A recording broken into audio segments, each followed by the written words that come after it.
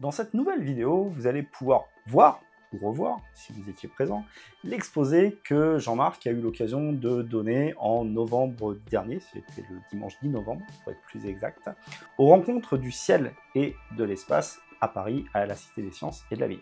Dans cet exposé, tu nous parles de la photographie nocturne réalisée uniquement avec une petite caméra GoPro. Elle vient en complément de la vidéo que nous avions publiée sur ce sujet en début d'année. Je vous invite à la rechercher. Hello, je suis Fabien. Bonjour, je suis Jean-Marc. Tiens, elle marche. Je te remercie. Vous êtes bien sur Astro Big Bang et je vous emmène à la Cité des Sciences et de l'Industrie pour tout savoir sur l'astrophotographie avec une GoPro. Tu la tiens à l'envers. C'est à l'envers. J'en sais rien.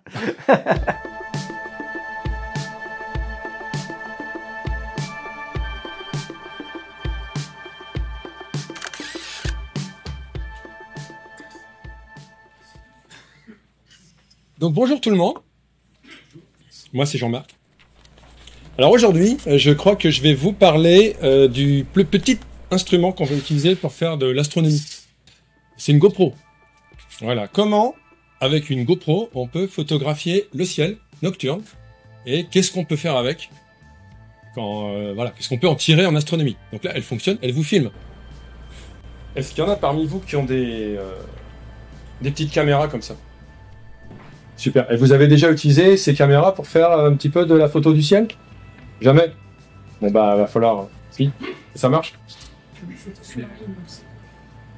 Photo sous-marine? Ouais, mais là... Ah, je vais avoir un exemple de photo astro sous-marine.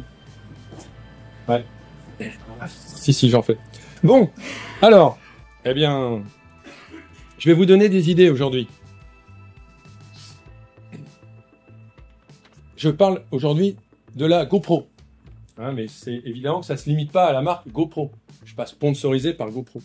Il y a d'autres marques dont je vais parler dans 3 minutes. Ce que je veux désigner par GoPro, c'est les petites caméras de sport. Petites caméras qui servent à filmer vos exploits sportifs ou pas. Donc ça se présente en général sous cette forme. C'est une petite boîte. Alors, vous en avez une là. Hein, vous avez vu, c'est petit. Face avant, avec un objectif, une caméra, enfin un écran. Et bon, désolé, ça va arriver. Voilà. Et au dos, un écran qui est généralement tactile, sur lequel vous pouvez piloter la caméra et visualiser ce que vous faites. Donc, je vous disais qu'il n'y a pas que la GoPro.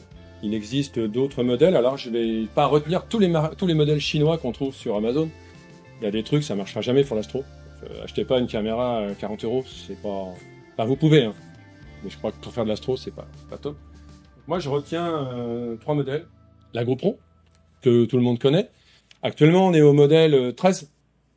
Mais c'est pas forcément le dernier modèle qui va être le plus intéressant pour nous, en tant qu'astronome.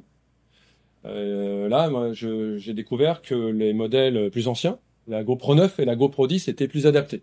Alors certes, il y a moins de technologie à l'intérieur, il y a moins d'intelligence artificielle, vous pouvez moins faire des vues en looping, mais ça sert à rien en astro. En astro, vous posez votre caméra et vous attendez que les étoiles défilent devant. Et l'avantage de la GoPro 9 ou de la GoPro 10, hein, ça c'est une 10, c'est le capteur, qui va être un peu plus sensible que la 11, 12 et 13. Ouais, pour info, dans les GoPro 11, 12, 13, c'est un capteur plus grand, qui est très adapté à l'imagerie de sport, mais moins à l'astro, moins sensible. Donc la nuit, moins performant. Ça tombe bien, vous pouvez trouver des GoPro 9 et 10 à moins cher. Chez les concurrents, il y a la DJI Action 4, qui est strictement la même chose. J'ai jamais testé personnellement, mais c'est vraiment les mêmes performances, les mêmes caractéristiques, la même sensibilité. Et vous avez chez Insta, celle-là, elle sort, enfin, elle est déjà sortie. Vous avez la Insta360 S Pro 2 qui va sortir avec, ça j'aimerais bien la tester, avec une puce électronique qui gère l'intelligence artificielle dedans. Et elle est donnée pour être très douée en imagerie de nuit. Alors, vidéo de nuit en ville. Alors, sous les étoiles, on ne sait pas encore. Mais en tout cas, il y a l'intelligence artificielle qui va contribuer à débruiter les images. Donc, à tester en astro, hein, si jamais il y en a qui qui l'ont testé ou qui vont la tester, ça peut m'intéresser. Donc, quel modèle choisir? Alors, vous choisissez ce que vous voulez. Parmi ces trois-là, au moins ces trois-là, c'est des bonnes marques, c'est des bons modèles. L'essentiel, c'est d'avoir la caméra qui a la plus grande sensibilité possible. Et ça, c'est pas forcément indiqué dans les caractéristiques constructeurs, parce que c'est pas vendu pour faire de l'astro, évidemment. Quand vous avez un objectif qui fait 3 mm de diamètre et 5 mm de focale, c'est pas trop ce qu'on utilise en astro en général. Alors, comment j'ai fait mon choix finalement pour déterminer que c'était la GoPro 9 ou la GoPro 10 qui était bien pour l'astro? Je me suis renseigné. Je suis allé voir les caractéristiques constructeurs et j'ai regardé surtout beaucoup de vidéos sur YouTube où des gens les testent. Les gens les testent des fois en astro, mais pas tant que ça. Il n'y a pas tellement de gens qui font des photos astro. Par contre, il y en a plein qui font des prises de vue la nuit dans la rue ou en forêt. Donc on voit très très bien sur ces vidéos. On peut très bien se rendre compte de la sensibilité des caméras. Et donc après, on extrapole pour l'astro et on a une bonne idée. Enfin, rassurez-vous, si vous avez un modèle plus ancien ou un autre modèle, ça marche. Alors, quelques images rapidement pour vous donner envie de rester à ma conférence, parce que si je vous donne pas envie, vous allez vous endormir. Ça va être d'abord des images brutes, c'est-à-dire c'est des photos, des instantanés qui durent... Enfin, quand je dis des instantanés, c'est des photos de nuit qui sont posées 30 secondes, mais qui sont pas traitées. Pas traitées et j'ai rien fait avec. Je vous expliquerai après en quoi on peut traiter et comment on peut traiter les images des GoPro. Ça, c'est juste... c'est la lune qui éclaire les nuages au-dessus du lac de Sainte-Croix du Verdon.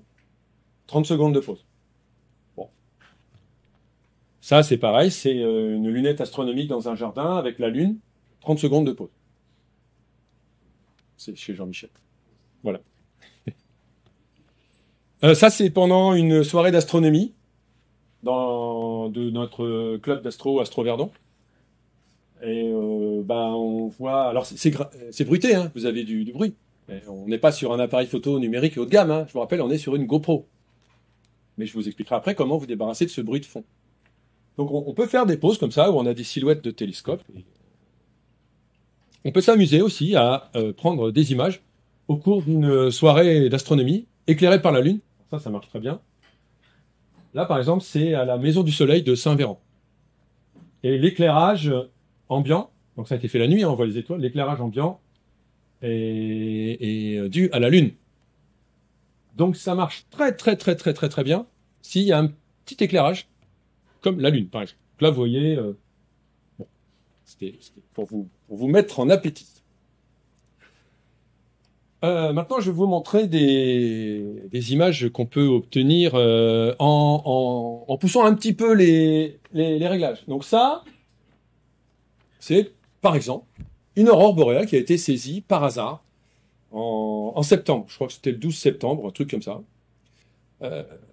J'aime bien avoir une GoPro quand je fais des soirées d'astronomie avec le public parce que je la mets toujours quelque part.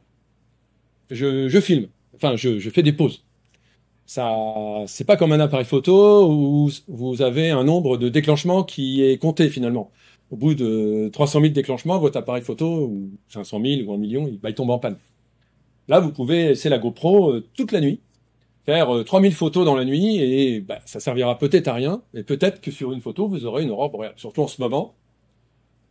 Donc là, c'est une pose unique qui a été débruitée par intelligence artificielle à l'aide du logiciel Lightroom. Pour ceux qui utilisent Lightroom, dans les dernières versions, il y a un outil de débruitage par intelligence artificielle. Donc là, il n'y a plus de bruit. Si vous regardez sur la photo, c'est propre. Et là, il y a une aurore, mais personne ne regarde. Parce qu'on la voyait pas, en fait. C'est ça qui est bien, c'est que vous faites une soirée d'astro, vous avez rien vu, enfin, des étoiles. Et vous rentrez chez vous, vous regardez les photos, et là, il y avait une aurore. Et vous faites, mais... Parce que quand j'ai mis la GoPro, là, je regardais vers le nord. Je savais qu'il y avait un risque d'aurore. Et je n'ai rien vu. Donc c'est bien, c'est pratique. Donc comme ça, avec la GoPro, depuis le début de l'année, j'ai attrapé 6 aurores, je crois. Bon, celle du mois de mai, celle du mois d'octobre, mais 4 autres aussi. Ça permet de faire ce genre de photos aussi. Ça, c'est un filet d'étoiles. une circumpolaire au-dessus des coupoles de l'observatoire de Saint-Véran. Donc l'avantage de la GoPro, enfin GoPro ou petite caméra, enfin vous avez compris, vous pouvez la transporter partout, vous pouvez la poser, c'est discret, vous faites des photos au cours de votre soirée, et vous pouvez l'amener en montagne. Par exemple là, à Saint-Véran en hiver, c'est 5 heures de raquette pour monter. Donc vous limitez fortement le nombre de choses que vous avez dans votre sac à dos, parce qu'il n'y a pas de route. Donc la GoPro, c'est plus pratique qu'un gros appareil photo numérique. Et ça fait des belles photos. Bon, voilà. Très classique avec la Lune. Hein. Il n'y a rien de bien méchant, à part qu'il faut aimer le froid pour faire ce genre de photos. Et on peut aussi choper de magnifiques pollutions lumineuses. Pour ceux qui connaissent Moustier-Sainte-Marie, il y a une étoile éclairée par un gros flash, enfin par un gros spot, c'est l'étoile de Moustier. Et je les déteste. Ouais. Donc ça fait un spot qui est visible à plus de 50 km à la ronde. Et pourtant on est dans un parc naturel. Ils trouvent ça joli. Hein. Ça permet aussi de faire des time-lapse. Alors, vous connaissez les time-lapse?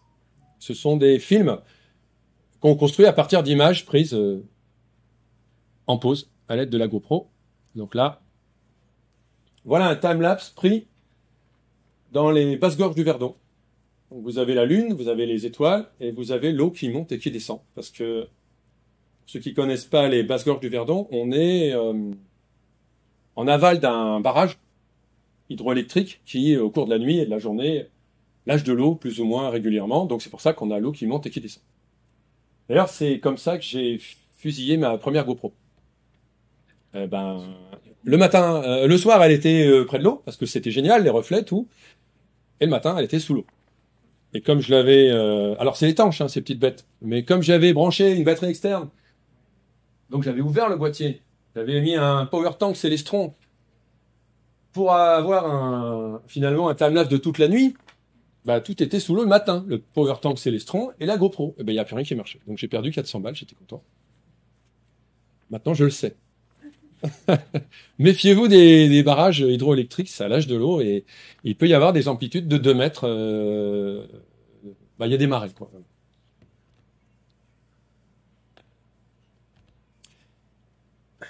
Super. Je suis sûr que si j'appuie là... Ah non, c'est bon. Bon, alors maintenant que vous savez qu'on peut faire des belles choses avec une GoPro, comment on va la régler pour notre utilisation spécifique de nuit? Donc au dos, alors je ne vais pas vous expliquer la DJI et la Insta. On va rester sur GoPro, mais une fois que vous aurez compris le principe, ça marchera aussi pour les autres caméras. Au dos de la caméra, donc avec l'écran tactile qui est ici, hein. Donc là si j'appuie, vous voyez qu'il y a une image. Mais là, comme je disais, je vous filme. Donc, quand elle n'est pas en train de filmer, vous avez un menu avec 3 choix. Par défaut, vous avez le mode vidéo. C'est-à-dire que, allez, vous faites du ski, vidéo. C'est tout ce qu'on demande en général à la caméra d'action. Le mode vidéo, on va passer très rapidement, ne nous intéresse pas pour l'astronomie de nuit. Voilà, vous pouvez régler 4K, 24 images par seconde, 30 images, 60. Vous avez tout un tas de stabilisation d'images et compagnie. Vous avez un mode photo qui est sympa, mais qu'on va pas forcément utiliser non plus parce que ça permet de faire, en gros, une photo. Donc c'est bien pour faire de la photo de tourisme. Vous avez ça à la place d'un appareil photo, vous faites des photos. Mais en astro, on va utiliser le mode accéléré. C'est absolument génial. Et dans le mode accéléré, vous avez plusieurs sous-menus. Vous en avez 3. Vous avez le time warp. Warp. Parce que les wraps, c'est à la boulangerie. Alors, vous avez le mode accéléré et vous avez le mode nuit en accéléré. Alors, je vais faire un petit peu durer le suspense. Vous vous doutez bien que pour photographier les étoiles, ça va être nuit en accéléré, mais je vais quand même vous parler des autres. Le mode time warp est un mode exclusivement vidéo.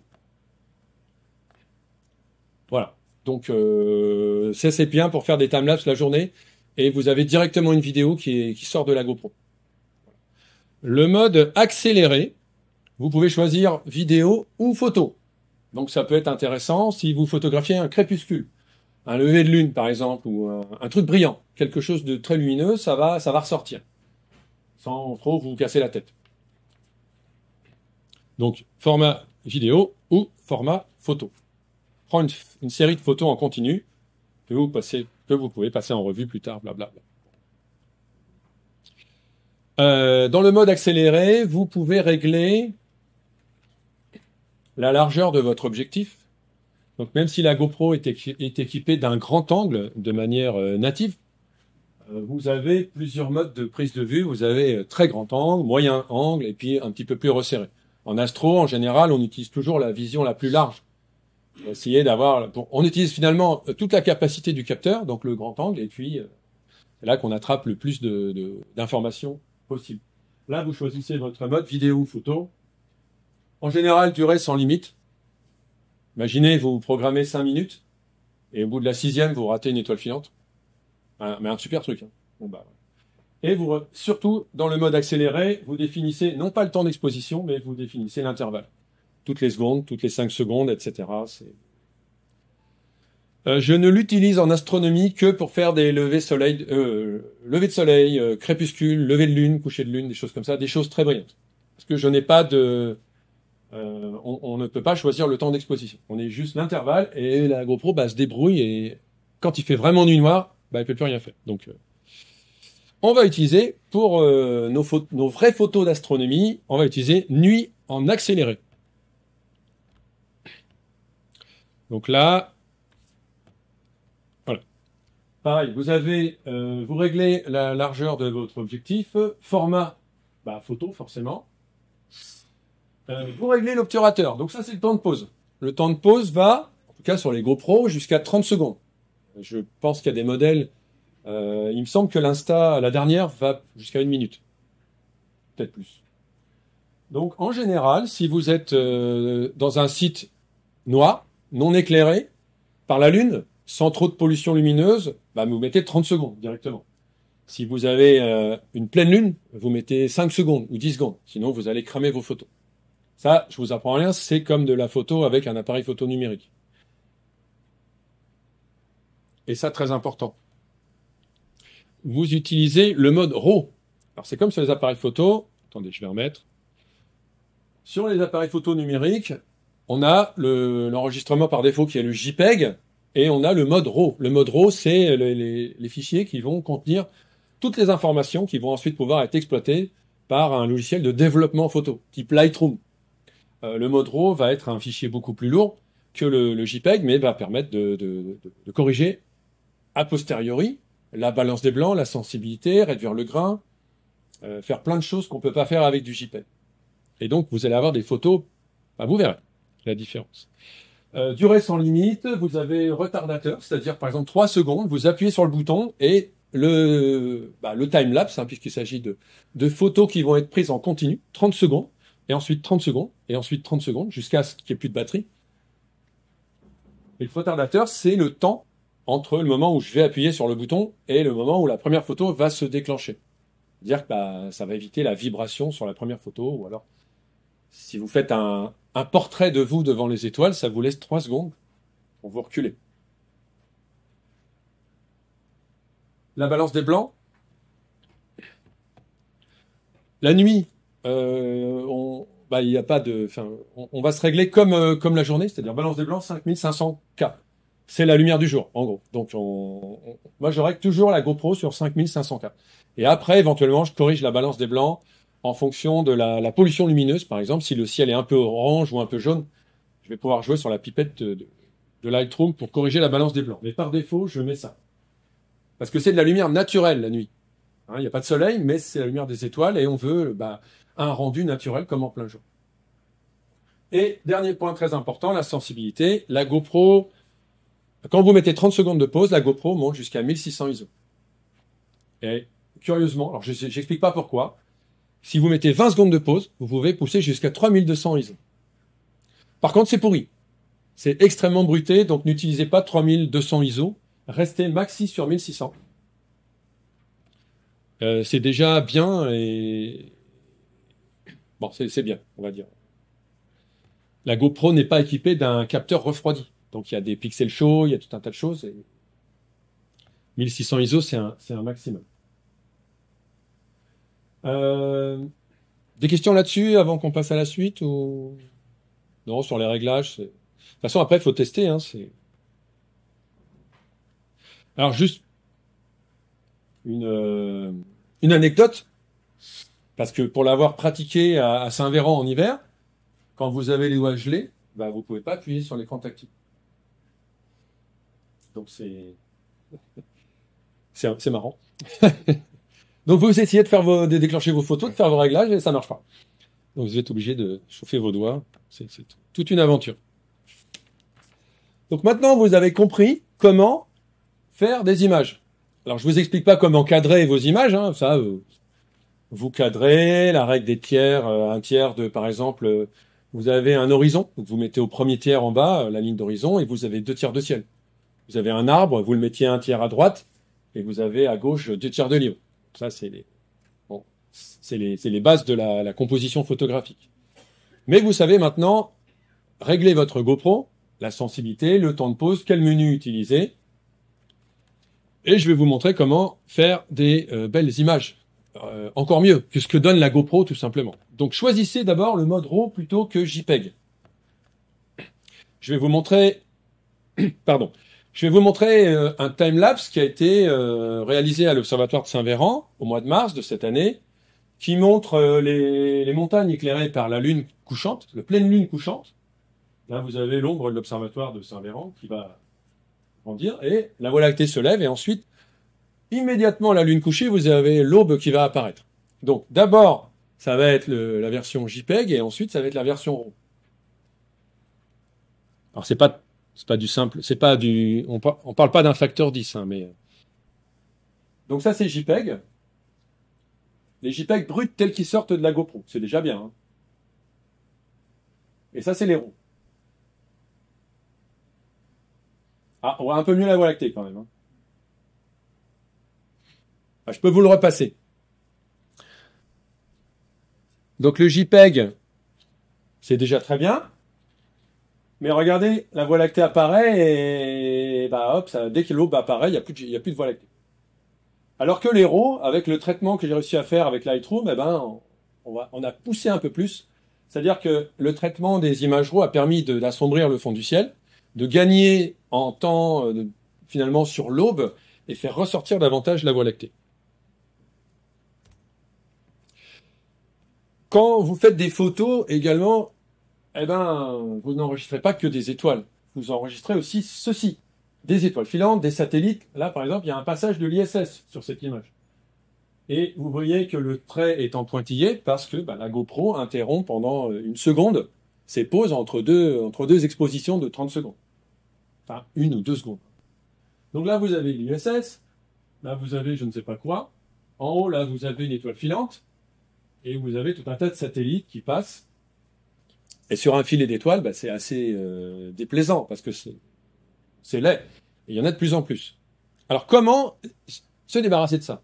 Alors ça, ce que je vais raconter, c'est valable pour les GoPro, mais c'est valable aussi pour n'importe quelle photo réalisée avec un appareil photo numérique. Donc, après, moi, je peux... Voilà, je les ai fait disparaître. Alors, comment j'ai fait? Alors, j'ai pas pris la pipette de Photoshop. J'aurais pu... regardez, hop. Non. J'ai pas passé du temps. J'ai passé, 10 secondes à faire ça. J'utilise un logiciel qui s'appelle Sequator. Il y en a peut-être qui connaissent. Sequator, c'est un logiciel gratuit qu'on trouve sur Internet qui permet de moyenner des photos. On verra où on en est, mais si on a 5 minutes, je vous ferai une toute petite démo. Ça va, on est dans les temps, là. Oui. Sequator est un logiciel absolument génial. Vous pouvez faire des filets d'étoiles, c'est-à-dire vous mettez vos photos dedans, vous appuyez sur un bouton, ça vous fait une circumpolaire, ça vous additionne toutes vos photos. Mais vous pouvez utiliser aussi un mode qui s'appelle time-lapse, où ça va moyenner un certain nombre de photos. Par exemple, vous moyennez 5 photos ensemble. Et donc, s'il y a des artefacts qui sont sur une photo, mais pas sur les autres, ça va appliquer un filtre médian. Donc, ça va éliminer les artefacts qui n'apparaissent pas sur toutes les photos. Donc, ça va faire apparaître les étoiles et faire disparaître les satellites. Les avions, ça va renforcer les étoiles, ça va diminuer le bruit de fond. Donc là, vous allez éliminer avec ce logiciel le bruit de fond, très gênant, le grain de la GoPro. Donc Sequator, ça se présente comme ça. Vous avez... vous balancez votre liste d'images. Et ensuite, par exemple, si vous avez un paysage, au premier plan, eh ben, vous avez un outil qui permet de sélectionner uniquement le ciel, la zone qui vous intéresse, c'est-à-dire les étoiles. Donc avec votre espèce de pinceau de sélection, vous choisissez les étoiles et vous ne choisissez pas le sol. Donc le logiciel, après, une fois qu'il connaît la région de la photo dans laquelle se trouvent les étoiles, va aligner les étoiles entre elles, photo après photo, donc les compositer pour diminuer le bruit de fond et appliquer le filtre médian qui va enlever les satellites. Mais il ne va pas toucher à la photo du bas, ou sur lequel vous allez avoir des gens, des lampes, des lasers, tout un tas de choses.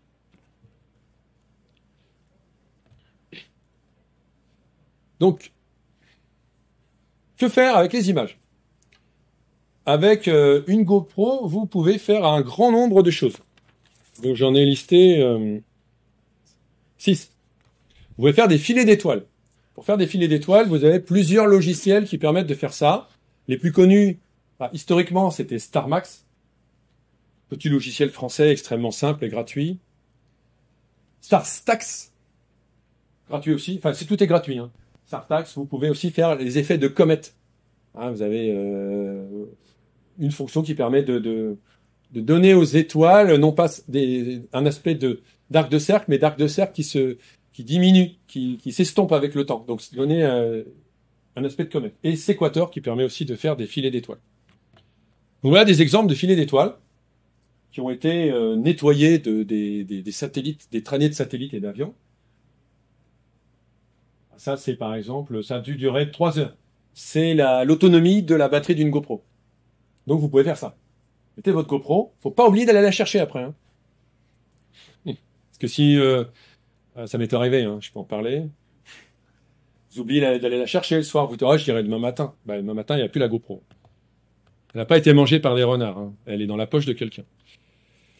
Ça, c'est vu de ma fenêtre. Donc, ça marche aussi. Vous savez pas quoi faire. Vous mettez la GoPro sur le bord de votre fenêtre. Bon, le ciel est pas mal. Hein, ça enregistre des étoiles. Ça sert à rien, mais c'est joli. Encore des vues au bord du lac. Ça, c'est le lac de Sainte-Croix du Verdon. Parce que j'habite à côté du lac de Sainte-Croix du Verdon, donc c'est mon terrain de jeu. Et encore des circumpolaires. Vous voyez que c'est sympa, hein, on peut faire des pauses. C'est sympa et c'est discret. Et vous pouvez même mettre en ville, hein. En ville, ça marche. On peut faire des photos de la Voie lactée. Alors, ça va pas être les super photos sublimes auxquelles vous êtes habitués. Il n'y a pas de défiltrage, par exemple. Vous n'allez pas enregistrer avec une GoPro les nébuleuses rouges, la America, les dentelles du Cygne, la California. Enfin, non, ça marche pas. Mais vous allez avoir la Voie lactée. Donc voilà, par exemple, une photo qui doit cumuler à peu près 5 minutes de pause. C'est-à-dire que pendant 5 minutes, la GoPro a fait des pauses de 30 secondes et ensuite je les ai toutes mises ensemble avec Sequator. Sequator donc qui a corrigé le déplacement des étoiles et compensé la distorsion de l'objectif. Donc il m'a fait un compositage. Donc voilà ce qu'on sort sur typiquement la Voie lactée à 1600 ISO. Donc là on a les Pléiades, on a les Hyades, on a la Voie lactée, on a les Gémeaux. Et vous voyez, vous constatez qu'on n'a pas une seule nébuleuse. Donc, achetez pas une GoPro en vous disant que vous allez faire des photos de nébuleuses. Ça marchera pas. C'est pas fait pour. Ça, c'est la Voie lactée qui se lève en été au-dessus de l'observatoire de Saint-Véran. Alors, on est loin de la qualité d'un appareil photo numérique. Hein. Je préfère vous le dire, mais vous avez 150 grammes de GoPro contre 2 kilos d'appareil numérique. Donc, des fois. Et en traitant un peu, on arrive à faire ce genre de photos. Encore un petit time-lapse. Un lever de Voie lactée. Je le repasse. Parce que ça dure pas longtemps. Voilà. Donc on peut faire des timelapses. Le timelapse, c'est ce que vous avez vu, c'est l'animation. Donc moi j'utilise Timelapse Tool. C'est un logiciel payant, pas très cher, mais tellement simple. Donc là, pareil, vous mettez vos photos. Alors, en général, les photos, c'est quand même un long processus. Soit vous mettez les JPEG dans Timelapse Tool et vous avez votre timelapse. Mais vous avez les avions, les satellites, tout. Ou soit vous faites comme moi, vous extrayez les images RAW, vous les mettez dans Lightroom, vous les débrutez, vous corrigez la balance des blancs, vous les exportez en JPEG. Donc déjà, ça prend du temps, parce que là, ça demande pas mal de ressources système sur l'ordinateur. Une fois que vos photos sont développées, les JPEG, vous les mettez dans Sequator pour éliminer les satellites et les avions. Et ensuite, une fois que c'est sorti de Sequator, vous les mettez dans Timelapse Tool. Donc pour avoir un timelapse, ça prend quand même une bonne heure de traitement sur ordinateur. Mais vous avez... alors voilà. Non, ça c'est pardon. Je vais vous montrer le timelapse qui a permis de faire ça. On peut commencer des timelapses en plein jour. Alors, si vous trouvez le bon dosage entre la photo... si vous mettez un réglage automatique, eh ben, il arrive des fois, la GoPro peut arriver à photographier de jour et ensuite à se régler de nuit, sans arriver quand même au 1600 ISO, mais on arrive à faire ce genre de choses. La transition jour-nuit, c'est pas évident, mais on peut le faire. Moi, je trouve ça joli, j'aime bien. Ça, c'est l'effet comète. C'est StarStax qui permet de faire ça.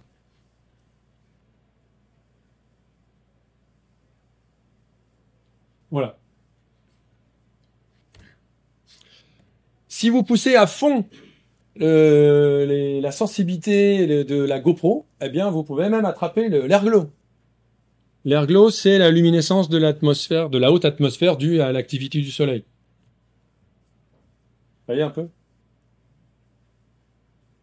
Alors, on pourrait se dire que c'est du bruit de fond, mais non, c'est l'airglow. Donc, on peut attraper l'airglow avec une GoPro. Je la remets. Du coup, c'est pas beau. Mais on peut rien faire contre. Et eh ben, en poussant pareil à fond la sensibilité, on arrive à faire des choses. Là, j'ai vraiment poussé la GoPro dans ses retranchements en termes de sensibilité. Alors, s'il y a un travelling, c'est post-traitement. C'est-à-dire c'est avec Timelapse Tool. C'est mon logiciel qui sert à faire les timelapses où je peux faire un travelling. Étant donné que la GoPro a un grand champ, après on peut cropper dans l'image et donner l'impression que c'est la GoPro qui s'est déplacée pendant la nuit, alors que pas du tout. Ça on a vu. Encore un autre timelapse. Oh, c'est sans fin, hein. C'est suivant votre inspiration.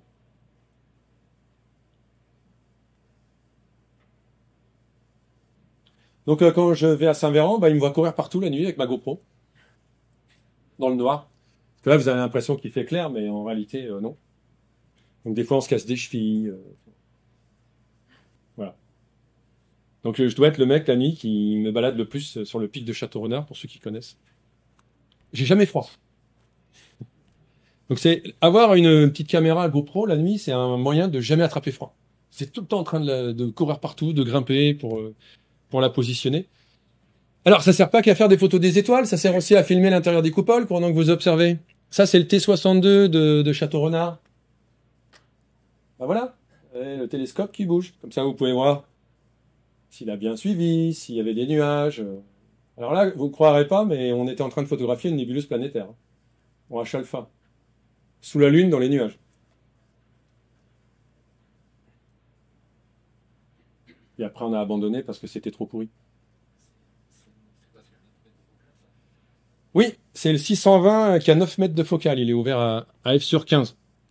Donc je trouve ça marrant. En plus, le format grand angle de la GoPro permet... on dirait que c'est fait pour filmer l'intérieur des coupoles. C'est génial. Et après, si vous avez besoin d'illustrer un jour le mouvement équatorial des télescopes, ça permet de faire une vue accélérée de ce que fait le télescope et d'expliquer que le télescope suit le mouvement des étoiles. Chose qu'on ne peut pas voir à l'œil nu quand on est dans une coupole avec des gens. Pareil, là on est aux baronnies provençales. Hop. C'est toujours bien d'avoir un petit éclairage ambiant.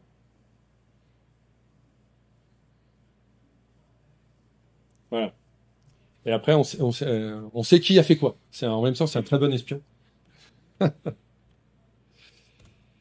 On peut faire des photos d'étoiles filantes. Par exemple, le Perséide. Bon, alors c'est pas super sensible, mais si vous avez un essaim d'étoiles filantes, les Perséides, les Léonides, les Géminides, là, vous pouvez en attraper quelques-unes. En voilà une, par exemple. Alors ça, c'est une rien du tout, parce que c'était en février, donc c'est une étoile filante. Une autre. Et parfois, il y en a des grosses. Voilà, magnitude -12, depuis la coupole des baronnies. C'était pas prémédité. Donc voilà à quoi sert. Vous avez votre GoPro, vous la mettez, puis un jour vous chopez ça. Un bolide de magnitude -12 qui a fini sa course au-dessus du lac d'Annecy. Donc en fait, après, il y a eu des calculs astrométriques qui ont permis de savoir à quelle altitude il est arrivé, à quel endroit il s'est désagrégé, et on s'est aperçu qu'il n'était rien retombé finalement. Parce que après, c'est un autre sujet, mais je sais que quand j'étais aux Baronnies à ce moment-là, l'observatoire fait partie c'est une station qui fait partie du réseau Fripon qui cherche à recenser les météorites et qui permet de trianguler les trajectoires pour retrouver les débris quand il y en a qui tombent. Mais là, il est rien retombé, dommage. On peut faire des halos. Alors ça, c'est quand il y a un voile nuageux très léger, constitué généralement de cirrus. Vous avez des halos autour de la pleine lune, par exemple. Et ça fait de très belles images. Là, vous avez trois halos. Vous avez le halo parélique qui fait 22 degrés autour de la lune. Vous avez celui-là en bas, là, qui est même coloré. Et vous avez un halo circumzénital en haut dont le diamètre varie, qui est centré sur le zénith. Donc ça, c'est pareil, ça se voit pas forcément à l'œil nu, mais quand vous faites les photos et que vous assemblez ça sous forme de timelapse, vous voyez apparaître. Et là, c'en est un autre. Alors c'est bien les halos parce qu'on voit pas le bruit de fond de la GoPro. C'est très pratique. On n'a pas besoin de passer par séquateur et tout ça.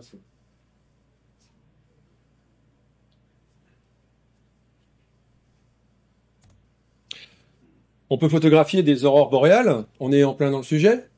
Donc vous avez certainement, j'espère pour vous, assisté cette année au moins une des deux belles aurores qui ont eu lieu le 10 mai ou le 10 octobre. Et sinon, la prochaine, ça sera le 10.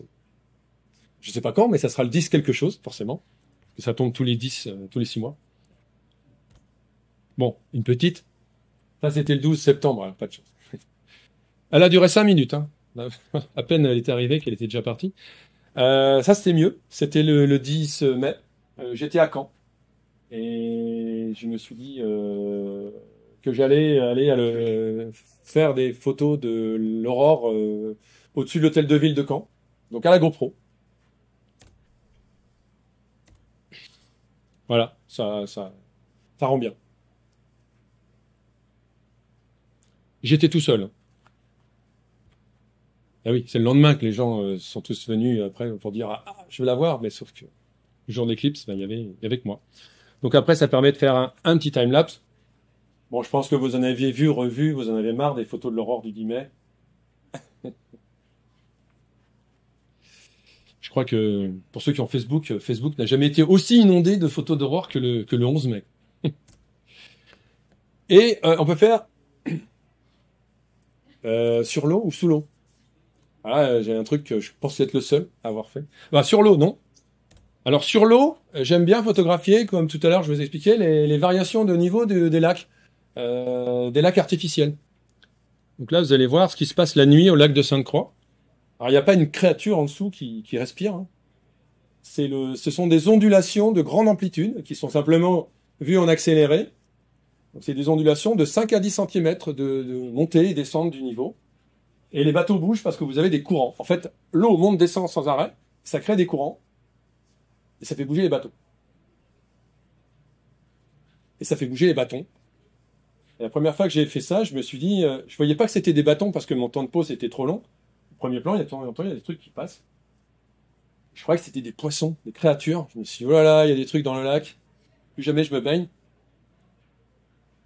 Vous voyez, il y a des trucs qui passent. Bah, le bâton, il fait sa vie. Regardez, il est vivant. Donc si vous voulez faire Halloween au lac de Sainte-Croix, il y a matière. Hein. Et ça doit être mon dernier time-lapse. J'ai voulu savoir ce que voyaient les poissons la nuit. La question est, les poissons font-ils de l'astro? La réponse est oui, mais avec une résolution de 1 degré. Voilà. Alors quand on est sous l'eau, on n'a pas un champ de vision 360. Hein. On a la réfraction... comment ça s'appelle? La réfraction de la lumière. Les rayons, si vous regardez en face, vous voyez à travers l'eau, mais si vous regardez trop en oblique, bah, vous voyez le fond de l'eau. Je vais la remettre. Donc tout autour, en bas, là, le cercle, en fait, c'est le reflet du fond de l'eau, des cailloux, dans la surface du lac. Mais au-dessus, vous avez... Est-ce que je peux faire... Ah, zut. Je vais vous mettre en pause. Faut que je vous explique ce qu'on voit. Voilà. Il y a des choses à voir quand même, astronomiquement parlant, là-dedans. Il y a la Lune. Là, vous avez la constellation d'Orion. La nébuleuse d'Orion. Bételgeuse, vous avez les Pléiades tout en haut. Aldébaran, et le gros point là-bas, c'est Mars. Il y a 2 ans. Donc on peut faire d'astro sous l'eau. Aucun intérêt. Mais il fallait tester, et je l'ai fait. Voilà, j'arrive au terme de cet exposé avec un collègue qui s'appelle Fabien, une chaîne YouTube qui s'appelle Astro Big Bang. Et sur Astro Big Bang, eh ben, on a fait une vidéo qui s'appelle Astrophotographie avec une GoPro, où vous avez en gros tout de résumé. Tout ce que j'ai dit maintenant qui est résumé, expliqué. Alors il n'y a pas tout, hein. Il n'y a pas la photo sous l'eau par exemple. Mais vous avez d'autres choses intéressantes. Maintenant que vous savez tout pour réaliser de magnifiques photos grâce à la GoPro, eh bien, n'oubliez pas de vous abonner à notre chaîne pour ne rien rater de nos prochaines vidéos. T'es en train de nous filmer là? Bah oui, tant qu'à faire. Ah ouais. Bon. Alors en attendant, portez-vous bien et Bah, à bientôt sous les étoiles. Sous les étoiles.